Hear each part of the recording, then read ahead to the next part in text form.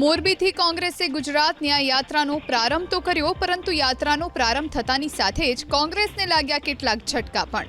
રાજકોટ અગ્નિકાંડના 27 પૈકી 17 જેટલા પીડિત પરિવારો કોંગ્રેસની ન્યાય યાત્રામાં સામેલ નહીં થાય। યાત્રામાં ન જોડાનાર પીડિત પરિવારોનું કહેવું હતું કે તેઓ ગુજરાત સરકારની કામગીરીથી સંતુષ્ટ છે, કેમ કે તેમને ખાસ સરકારી વકીલ ફાળવાયા છે અને ફાસ્ટ ટ્રેક કોર્ટમાં કેસ ચલાવવાની માંગ પણ સ્વીકારાઈ છે।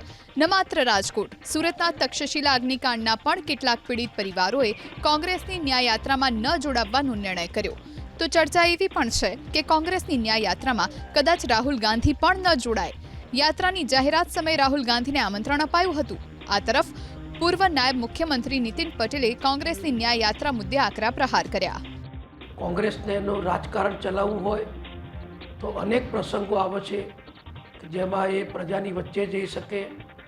અનેક કારણો એવા છે કે જેમાં પ્રજાની વચ્ચે જઈ શકાય, પરંતુ એવું કશું ન કરતા ફક્ત અસરગ્રસ્તોની સહાનુભૂતિ મેળવવા માટે અને અસરગ્રસ્તોને નિમિત્ત બનાવી પ્રજાની વચ્ચે જવાનો કાર્યક્રમ કોંગ્રેસે કર્યો છે, એ મારી દૃષ્ટિએ યોગ્ય નથી।